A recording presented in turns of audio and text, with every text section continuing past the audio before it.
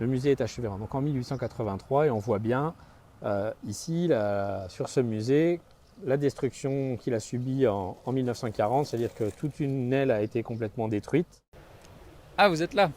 Bonjour, nous sommes ici à Sedan, dans les Ardennes. Nous allons aller à la rencontre de Sébastien Aguette, président de la Société des historiens et archéologues du Sédanais. Il va nous parler d'une nouvelle application qu'il vient de développer, Sedan ici avant, qui vous permet de découvrir la ville de Sedan et son côté historique via votre smartphone.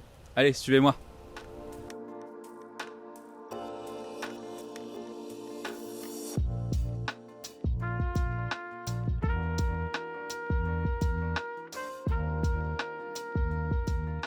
Qu'est-ce qui vous a donné l'idée de créer cette application pour visiter Sedan? Eh bien, c'est Arnaud Georgin qui est venu vers nous il y a quelques années, quand il allait prendre la présidence du Lions Club de Sedan. Il voulait une application ou quelque chose qui reste sur le tourisme historique et patrimonial de Sedan.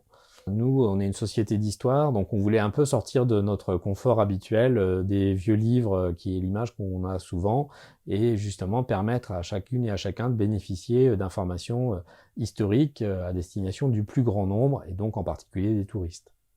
D'accord, et donc on le voit notamment, il y a la possibilité sur l'application d'avoir plusieurs langues.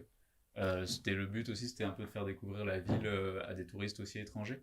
Oui, tout à fait. Aujourd'hui, on n'a pas sur Sedan de visites régulières dans des langues étrangères, donc on voulait aussi apporter ce contenu en anglais, en allemand et en néerlandais pour permettre à ces touristes qui viennent en particulier à la période estivale à Sedan, d'avoir accès à un minimum d'informations sur l'histoire et sur le patrimoine bâti de Sedan.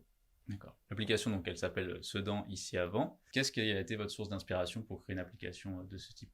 Alors en fait, on s'est renseigné et on est allé faire une découverte de l'application L'île ici avant, qui avait été créée dans le cadre du centenaire de la Grande Guerre, donc qui s'appliquait à projeter sur des lieux existants des images de l'île pendant l'occupation, pendant la Première Guerre mondiale.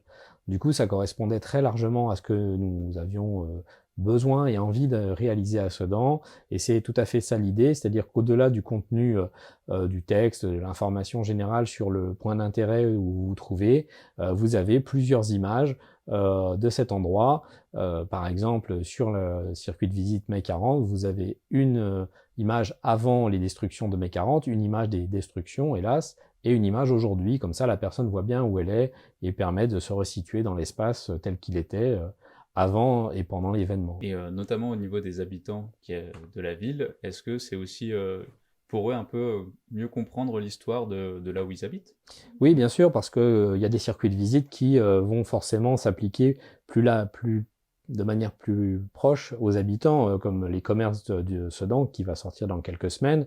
Là, on est plutôt sur une histoire des habitants, c'est-à-dire se souvenir des anciens commerces qui sont à telle adresse ou à telle adresse, cette boucherie, cette boulangerie, ce café, plutôt que effectivement le touriste. Voilà, ça sera une information plus générale, mais c'est par exemple ce circuit de visite est typiquement destiné aux habitants du Sedanais. Oui. Est-ce que vous pouvez nous présenter les circuits qui pour l'instant sont disponibles sur l'application justement?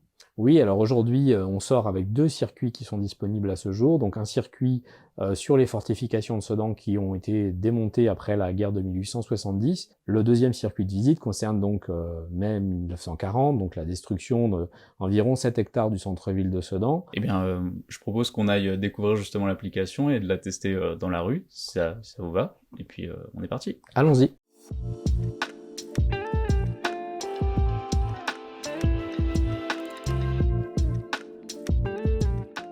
Alors là, on va sur un point d'intérêt qui est lié aux fortifications.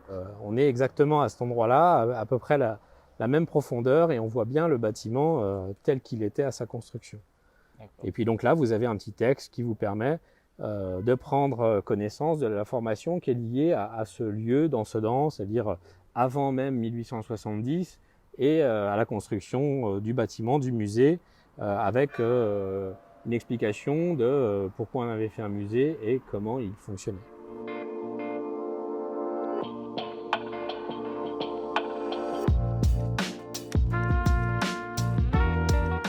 Donc la place d'Alsace-Lorraine, avec le monument qui a été construit